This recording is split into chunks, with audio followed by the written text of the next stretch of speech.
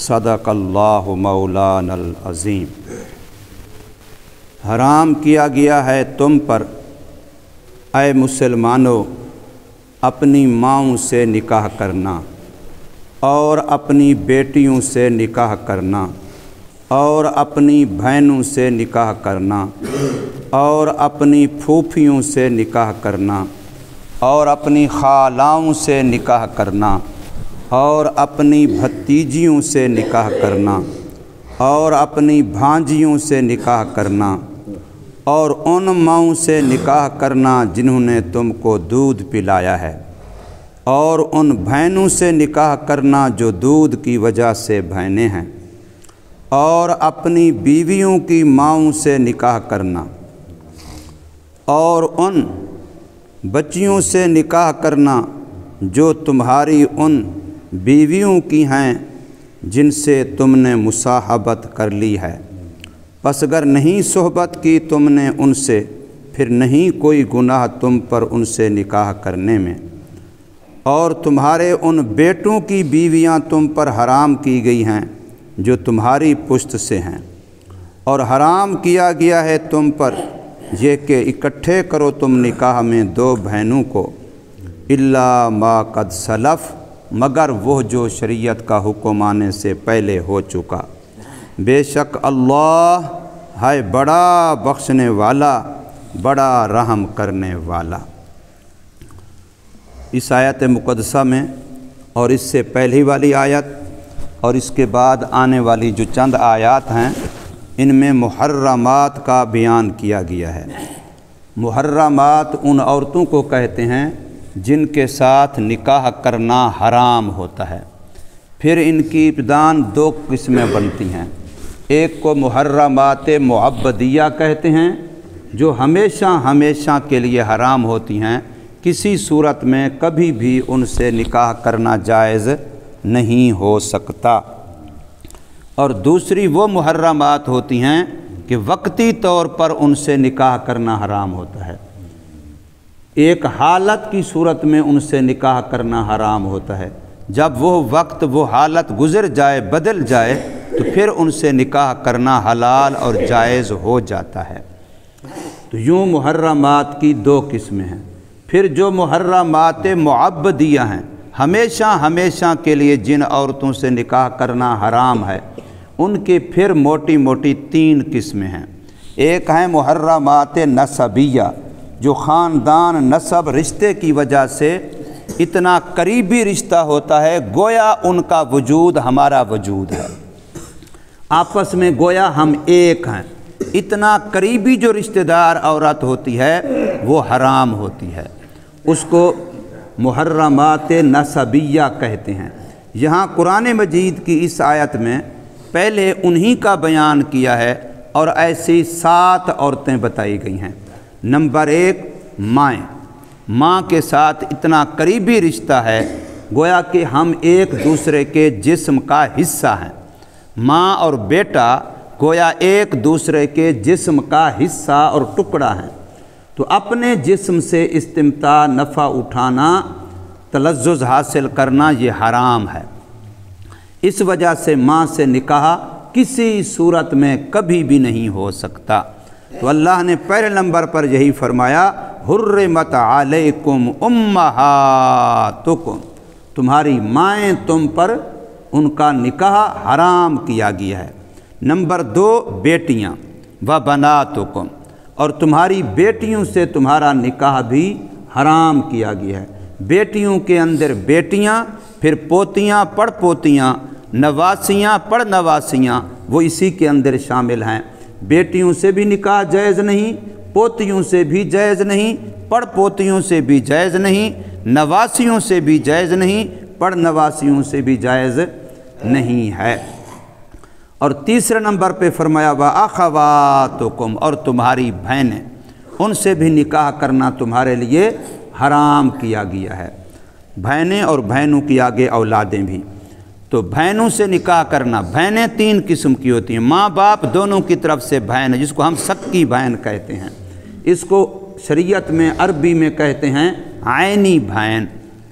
عینی بہن، ماں باپ دونوں کی طرف سے بہن ہے۔ اور دوسری ہے صرف باپ شریک بہن ہے، اس کو کہتے ہیں علاتی بہن۔ تیسری ہے صرف ماں شریک بہن ہے، اس کو کہتے ہیں خیفی بہن۔ تو عینی، علاتی، خیفی، ماں باپ دونوں کی طرف سے بہن ہو، صرف باپ کی طرف سے بہن ہو، صرف ماں کی طرف سے بہن ہو، ان سے نکاح کرنا حرام کیا گیا ہے۔ اور چوتھے نمبر پہ فرمایا وَعَمَّاتُكُمْ، اور تمہاری پھوپھیاں، یعنی باپ کی بہن، جو باپ کی بہن ہے پھوپھی، اس سے نکاح کرنا حرام ہے، چاہے باپ کی حقیقی بہن ہے، چاہے باپ کی صرف باپ شریک بہن ہے، چاہے باپ کی صرف ماں شریک بہن ہے، تو ان سے نکاح کرنا بھی حرام کیا گیا ہے۔ اور پانچویں نمبر پہ فرمایا وَخَالَاتُكُمْ، اور تمہاری خالائیں یعنی ماں کی بہنیں۔ تو ماں کی بہنیں، چاہے وہ ماں کی حقیقی بہن ہو، ماں کی صرف باپ کی طرف سے بہن ہو، ماں کی صرف ماں کی طرف سے بہن ہو، تو ان سے بھی نکاح کرنا حرام ہے۔ اور چھٹے نمبر پہ فرمایا وَبَنَاتُ الْأَخِ، اور بھتیجیاں، بھائیوں کی بیٹیاں، چاہے وہ بھائی ماں باپ دونوں کی طرف سے ہو، چاہے وہ بھائی صرف باپ کی طرف سے ہو، چاہے وہ بھائی صرف ماں کی طرف سے ہو، تو بھائیوں کی جو بیٹیاں ہیں وہ بھی حرام ہے ان سے نکاح کرنا۔ پھر بھائیوں کی جیسے بیٹیاں ہیں تو اس کے اندر بھائیوں کی پوتیاں، پڑ پوتیاں، نواسیاں، پڑ نواسیاں، وہ بھی اسی حکم میں شامل ہیں۔ اور ساتویں نمبر پہ فرمایا وَبَنَاتُ الْأُخْتِ، اور تمہاری بھانجیاں، بہنوں کی بیٹیاں، چاہے وہ حقیقی بہن کی بیٹی ہو، چاہے وہ باپ شریک بہن کی بیٹی ہو، چاہے وہ ماں شریک بہن کی بیٹی ہو، پھر ان کی بھی آگے پوتیاں، پڑ پوتیاں، نواسیاں، پڑ نواسیاں، یہ بھی حرام ہیں۔ تو یہ 7 قسم کی وہ عورتیں بیان کی گئی ہیں جو محرمات نسبیہ کہی جاتی ہیں، خاندان اور نسب کی وجہ سے اتنا قربت ہے ان کے ساتھ کہ گویا یہ ہمارا جسم ہے، ہم ان کا جسم ہیں، وہ ہمارے جسم کا حصہ اور ٹکڑا ہیں، اتنا ان کے ساتھ ہمارا قربت کا تعلق ہے، اس لیے ان کے ساتھ نکاح جائز نہیں ہے۔ استمتاع بالید جو ہے، جس کو مشت زنی کہتے ہیں، وہ بھی اسی وجہ سے حرام ہے کہ اپنے جسم سے خود آپ لذت حاصل کرنا یہ حرام ہے، اس سے شہوت پوری کرنا یہ حرام ہے۔ تو یہ عورتیں وہ ہیں جو گویا ہمارا اپنا جسم ہیں، گویا ہمارے جسم کا حصہ ہیں، اس لیے اللہ نے ان کو اتنا قریبی رشتہ بنایا ہے کہ ان کے ساتھ تمہارا نکاح نہیں ہو سکتا۔ لیکن مصیبت یہ ہے ہماری کہ جتنے ہمارے قریبی رشتہ دار ہیں، آج کل ہمارے سارے جھگڑے جھیڑے معاملے انہی کے ساتھ ہیں، بھائی کے ساتھ ہیں، بھتیجے کے ساتھ ہیں، باپ کے ساتھ ہیں، بیٹے کے ساتھ ہیں، رشتہ داروں کے ساتھ ہیں۔ آج کل کی زبان میں دوسرے انداز میں اکثر کہا کرتا ہوں، یاری کو پالا جاتا ہے، رشتہ داری کو توڑا جاتا ہے، جبکہ اللہ نے یاری کے کوئی اصول نہیں بیان کیے کہ بھی دوستی کو کتنا نبھانا ہے، اس کے لیے کوئی شریعت کا حکم نہیں ہے۔ یہاں تو قرآن یہ کہہ رہا ہے قیامت کے دن دوستی پر پچھتائیں گے، یا لیتنی لم اتخذ فلانا خلیلا، کاش میں فلانے کو دوست نہ بناتا۔ سفیان ثوری رحمہ اللہ تعالی ایک تابعی ہیں، کل میں پڑھ رہا تھا، فرمایا جس بندے کے دیکھو دوست یار زیادہ ہیں سمجھ لو یہ منافق ہے، اور یا سمجھ لو یہ دینی طور پر بے غیرت اور مداہن ہے۔ یہ سفیان ثوری کا قول ہے، کل میں نے پڑھا ہے۔ کیوں؟ فرمایا جس کے دوست زیادہ ہیں، اس کا مطلب ہے کہ وہ دوستوں کے غلط کو غلط نہیں کہتا۔ اگر وہ دوستوں کے غلط کو غلط کہتا ہوتا تو ظاہر ہے پھر وہ اس کے ساتھ اتنا زیادہ دوست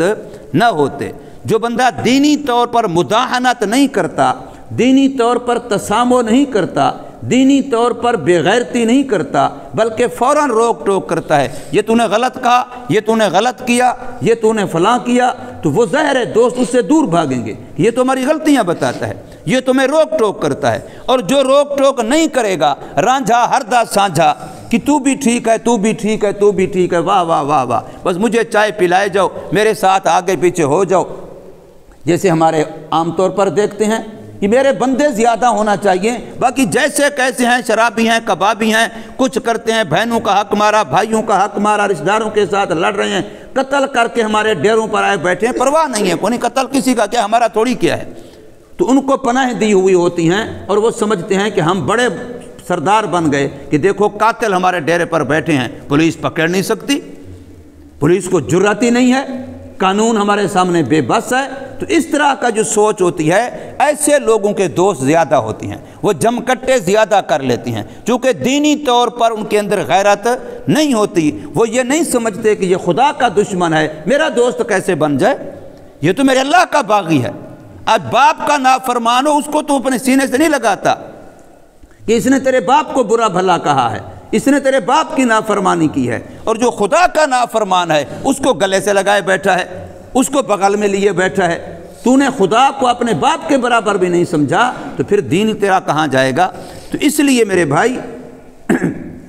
رشتہ داری کو جوڑنے کا ہمیں حکم ہے۔ میں نے اگلے دن کہا تھا، اسی صورت جو چل رہی ہے صورت نساء، اس کی پہلی جو آیت گزری ہے اس میں 3 مرتبہ اللہ نے ایک ہی آیت میں فرمایا اتقوا اللہ اتقوا اللہ اتقوا اللہ، خدا سے ڈرو، خدا سے ڈرو، خدا سے ڈرو، اور آگے فرمایا والارحام، کس بارے میں؟ رشتہ داروں کے بارے میں۔ قیامت کے دن مجھ سے یہ نہیں پوچھا جائے گا کہ تیرے رشتہ داروں نے تیرے ساتھ کیسا سلوک کیا تھا، میرے سے پوچھا جائے گا کہ تو نے رشتہ داروں کے ساتھ کیا سلوک کیا تھا۔ وہ مجھے جی کہیں یا نہ کہیں، وہ مجھے چائے پلائیں یا نہ پلائیں، وہ میری خوشی میں آئیں یا نہ آئیں، میری غمی میں آئیں یا نہ آئیں، اگر میں نہ گیا تو میں تو مجرم ہو جاؤں گا،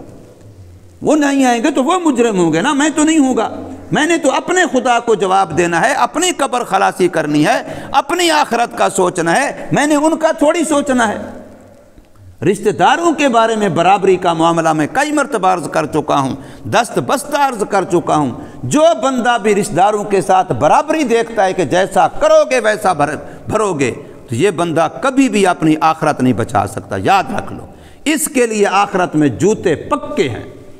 آخرت اگر بچانی ہے تو ان کا نہ دیکھو کہ وہ کیا کر رہے ہیں، یہ دیکھو کہ میرے ذمہ تو کسی کا حق نہیں رہ گیا،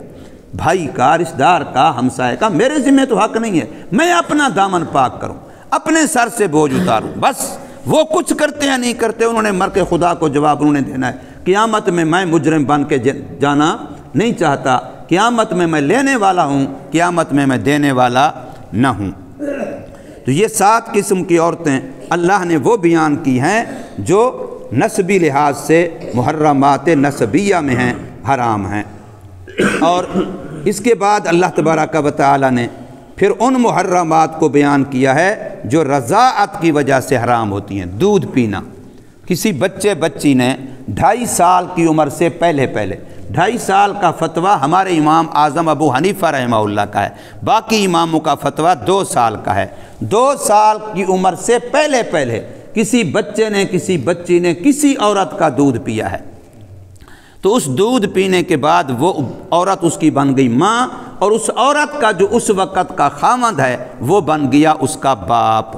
رضائی ماں، رضائی باپ۔ اب رضائی باپ کی جتنی بہنیں ہیں وہ رضائی پھوپھیاں بن گئیں، اور رضائی ماں کی جتنی اولاد ہے وہ رضائی بہن بھائی بن گئے۔ پھر اسی طریقے سے جتنے اوپر 7 عورتیں جو حرام ہوئیں نسب کی وجہ سے، خاندان کی وجہ سے، بالکل وہی پوری 7 کی 7 حرام ہو جائیں گی دودھ کی وجہ سے بھی۔ بخاری شریف کے اندر بھی حدیث موجود ہے اور مسلم شریف کے اندر بھی حدیث موجود ہے کہ یحرم من الرضاعۃ ما یحرم من الولادہ، یہ بخاری شریف کے الفاظ ہیں، اور ما یحرم من النسب یہ مسلم شریف کے الفاظ ہیں کہ ولادت کی وجہ سے جتنے رشتے حرام ہوتے ہیں خاندان کی وجہ سے، وہ سارے دودھ کی وجہ سے بھی حرام ہو جاتے ہیں۔ جیسے حقیقی ماں سے نکاح حرام، دودھ والی ماں سے بھی نکاح حرام، حقیقی بہن سے نکاح حرام تو دودھ والی بہن سے بھی نکاح حرام، اسی طریقے سے دودھ والی پھوپھی سے بھی نکاح حرام، دودھ والی خالاؤں سے بھی نکاح حرام، اور دودھ والی بھانجیوں سے، بھتیجیوں سے بھی نکاح حرام۔ تو دودھ کی وجہ سے بھی وہ سارے رشتے حرام ہو جاتے ہیں۔ پھر دودھ چاہے وہ ایک دفعہ بچے نے منہ میں لیا 1 گھونٹ یا زیادہ مرتبہ، بس عورت دودھ والی اس کے پستان کو بچے نے چوس لیا، حدیث میں لفظ آتے ہیں مستن، 1 دفعہ دودھ چوسنا، اس بچے نے پستان چوس لیا اس عمر کے اندر، ہاں اس عمر کے بعد اگر بڑی عمر میں، پھر اس کے بعد وہ حرام ضرور ہے لیکن نکاح پر، نسب پر اس پر اثر نہیں پڑتا، اس کی وجہ سے حرمت نہیں آتی۔ تو یہاں اللہ فرماتے ہیں وَأُمَّهَاتُكُمُ اللَّاتِي أَرْضَعْنَكُمْ، اور حرام کی گئی ہیں تم پر تمہاری وہ مائیں جنہوں نے تم کو دودھ پلایا، وَأَخَوَاتُكُم مِّنَ الرَّضَاعَةِ، اور حرام کی گئی ہیں تم پر تمہاری وہ بہنیں جو دودھ کی وجہ سے بہنیں بنی ہیں۔ اور آگے فرمایا تیسری قسم کی حرمت وہ ہے جس کو حرمت مصاہرت کہتے ہیں، نکاحی رشتے کی وجہ سے جو حرمتیں آتی ہیں۔ جیسے پچھلی آیت میں گزرا تھا کہ جن عورتوں سے تمہارے باپو نے، تمہارے دادے نے، پردادے نے، نانے نے نکاح کیا ہے، ان کے ساتھ تمہارا نکاح پھر حرام ہے۔ اگر انہوں نے طلاق دے دی تب بھی، وہ مر گئے بیوہ بن گئیں تب بھی ان کے ساتھ نکاح نہیں ہو سکتا، چاہے ان کی رخصتی ہوئی تھی، ملاپ ہوا تھا یا نہیں ہوا تھا، بس نکاح ہوا ہے تو نکاح ہی سے حرمت ہو جاتی ہے، تو وہ نکاح کی وجہ سے حرمت ہے۔ تو تیسری حرمت اس کو حرمت مصاہرت کہتے ہیں۔ فرمایا وَأُمَّهَاتُ نِسَائِكُمْ، اور تمہاری بیویوں کی مائیں جن کو ہم ساس کہتے ہیں، ساس ہو یا اس سے اوپر پھر ساس کی ماں، ساس کی نانی، تو یہ حرام ہو جاتی ہیں، اور یہ بھی صرف نکاح کرنے سے، چاہے قربت ہوئی یا نہیں ہوئی، صحبت ہوئی یا نہیں ہوئی۔ وَرَبَائِبُكُمُ اللَّاتِي فِي حُجُورِكُم مِّن نِّسَائِكُم، کسی ایسی عورت سے بندے نے نکاح کیا جس کی پہلے سے اور خامن سے بیٹیاں تھیں، تو اب وہ بیٹیاں اس نکاح کرنے والے بندے پر اور اس کے اصول و فروع پر حرام ہو جاتی ہیں، لیکن اس کے لیے صحبت شرط ہے کہ تنہائی کم از کم میاں بیوی کی ہوئی ہے، جس کو خلوت صحیحہ کہتے ہیں۔ تو پھر پہلے خامند والی بیٹیاں اس بندے خود پر بھی حرام ہو جائیں گی اگر اس نے اس بیوی کو طلاق دے دی، یا اس بیوی اس کی مر گئی لیکن اس کی پہلے خامند سے جو بیٹیاں تھیں وہ اس نکاح کرنے والے پر بھی حرام، اور اس کے اصول جو باپ دادا ہیں ان پر بھی حرام، اور اس کے جو فروع ہیں ان پر بھی وہ عورت حرام ہو جاتی ہے جس کے ساتھ اس نے نکاح کیا ہے۔ تو فرمایا وَرَبَائِبُكُمُ اللَّاتِي فِي حُجُورِكُم، اور وہ تمہاری بیٹیاں جو تمہاری گودوں میں تمہاری پرورش میں ہیں، مِن نِّسَائِكُم، ان بیویوں سے، اللَّاتِي دَخَلْتُم بِهِنَّ، جن سے تم صحبت کر چکے۔ ہاں اگر صحبت نہ ہوئی، صرف نکاح ہوا ہے لیکن قربت نہیں ہوئی ہے، تو پھر اس کی بیٹیاں جو پہلے خامن سے ہیں وہ حرام نہیں ہوتی۔ فَإِن لَمْ تَكُونُوا دَخَلْتُم بِهِنَّ، پس اگر نہیں تم نے ان سے دخول کیا پھر نہیں کوئی گناہ تم پر ان سے نکاح کرنے میں۔ اور آخری فرمایا وَحَلَائِلُ أَبْنَائِكُمُ اللَّذِينَ مِنْ أَصْلَابِكُمْ، جس کو ہم بہو کہتے ہیں، بیٹے کی بیوی۔ تو بیٹے نے جس عورت سے نکاح کر لیا، یہاں بھی صرف نکاح ہے، قربت صحبت شرط نہیں ہے، بیٹے نے جس عورت سے نکاح کر لیا، اب وہ بیٹا مر گیا یا بیٹے نے طلاق دے دی، تو یہ عورت ہمیشہ کے لیے اس بیٹے کے باپ پر حرام ہو گئی۔ اور حرام کی گئی ہیں تم پر